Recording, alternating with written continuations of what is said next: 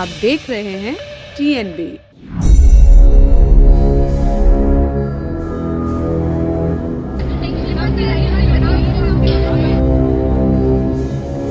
हिजाब विवाद को लेकर कर्नाटक हाई कोर्ट ने कहा कि छात्रों के लिए यूनिफॉर्म वाले किसी भी स्कूल और कॉलेज में तब तक हिजाब पहनने की इजाजत नहीं होगी जब तक इस मामले में आखिरी फैसला नहीं आ जाता है।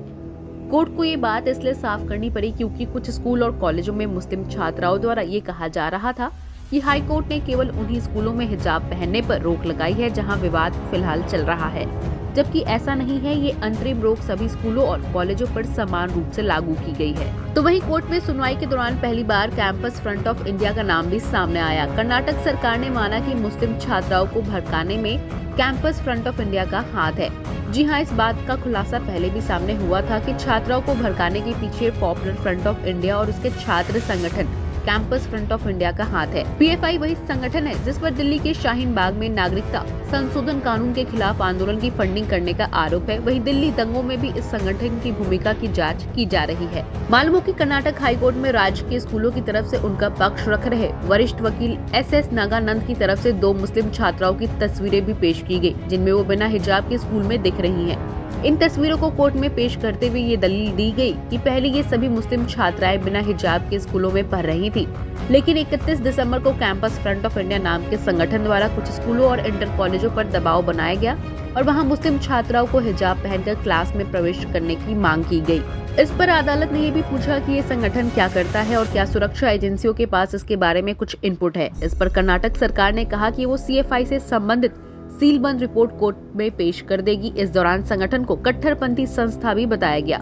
वही वकील SS नागानंद की तरफ से ये दलील भी दी गई कि इस संगठन द्वारा स्कूलों में कुछ शिक्षकों को धमकी भी दी गई है कि अगर इन शिक्षकों ने स्कूलों में मुस्लिम छात्राओं को हिजाब पहनने से रोका तो ये उनके लिए अच्छा नहीं होगा। और इस मामले में एक शिक्षक ने पुलिस में शिकायत भी दर्ज कराई है, जिसके बाद अदालत ने भी इस घटना की पूरी जानकारी मांगी है। कर्नाटक के स्कूलों में सांप्रदायिक जहर घोलने के लिए स्कूलों पर दबाव बनाया जा रहा है और अब ये बात कोर्ट में भी साफ हो गई है।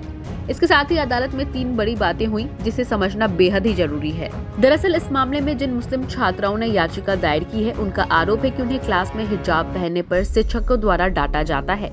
जब वो हिजाब की वजह से क्लास अटेंड नहीं करती तो उनकी अटेंडेंस एब्सेंट लगाई दी जाती है। इस पर स्कूलों की तरफ से कोर्ट में पेश हुए वकील SS नागानंद ने कहा कि अगर कोई मुस्लिम छात्रा हिजाब पहनने की जिद पर अड़ी है और क्लास में आकर पढ़ना ही नहीं चाहती तो उसे क्लास से एब्सेंट मार्क क्यों ना किया जाए, इसलिए इसे धमकी नहीं कहा जा सकता। ये भी समझने की जरूरत है कि छात्राएं क्लास में अभी आना नहीं चाहती है और इनकी मांग है कि इन्हें क्लास में प्रेजेंट भी माना जाए। वहीं स्कूलों की तरफ से ये भी कहा गया कि जब परिवार में कोई बच्चा गलती करता है, उसकी गलती के लिए उसके माता पिता उसे डांटते हैं या ये उसे ये बताते हैं कि उसके लिए क्या सही है और क्या गलत, तो क्या वो माता पिता अपने बच्चे को धमका रहे होते हैं? क्योंकि ये मुस्लिम छात्राएं तो ऐसा ही आरोप लगा रही हैं। स्कूल और कॉलेज केवल नियमों का पालन कर रहे हैं, लेकिन पूरे मामले को इस तरह से पेश किया जा रहा है जैसे पूरा सिस्टम मुस्लिम छात्राओं के खिलाफ है, जबकि ऐसा नहीं है। हाई कोर्ट में ये भी बात कही कि अगर स्कूलों में हिजाब की मांग को मान लिया जाता है तो यूनिफॉर्मिटी यानी समानता का सिद्धांत बच्चों के मन से हमेशा के लिए समाप्त हो जाएगा।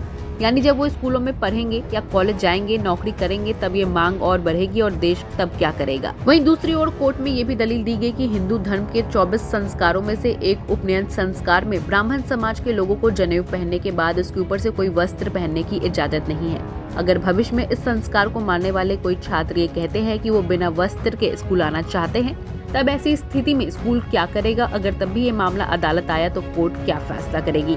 और ये सवाल हम भी लगातार आप सभी के सामने उठा रहे हैं, क्योंकि एक ऐसा सिलसिला है जो केवल हिजाब तक सीमित नहीं रहेगा। तो आप सभी भी अपनी प्रतिक्रिया कमेंट बॉक्स में जरूर बताएं। हमारे नए अपडेट्स पाने के लिए हमारे चैनल को सब्सक्राइब करें और बेल आइकन पर क्लिक करें। साथ ही हमारे वीडियोस को लाइक और शेयर करना ना भूलें।